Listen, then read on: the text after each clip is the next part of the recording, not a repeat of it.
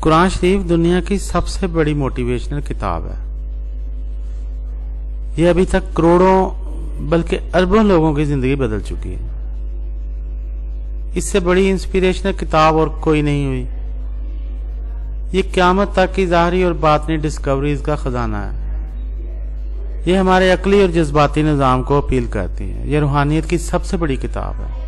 یہ اپنے پڑھنے والوں کو اس ذات اقدس سے ملا دیتی ہے جو حی و قیوم، علیم و خبیر اور سمیع و بصیر ہے.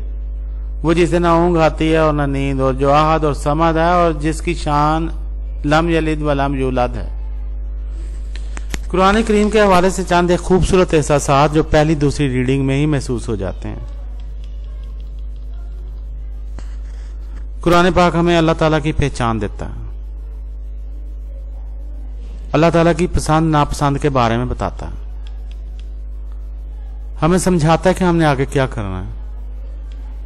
ہمیں اچھائی اور برائی کی پہچان دیتا ہے. بہتر انسان بننے پر اکساتا ہے. زندہ رہنے کا حوصلہ دیتا ہے. دوسروں کی مدد کا جذبہ پیدا ہوتا ہے. حیران کر دیتا ہے. ایک الگ کی سمجھ سے نوازتا ہے. خوشی اور سرفرازی کا احساس عطا کرتا ہے. عقل، شعور اور علم کا احساس عنایت کرتا ہے.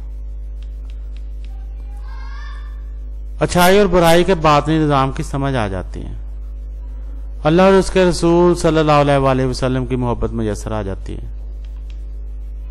مسلمانوں اور انسانوں سے محبت کا احساس اجاگر ہوتا ہے. خوبصورتی، صفائی، طہارت اور تزکیے کے احساسات نصیب ہوتے ہیں.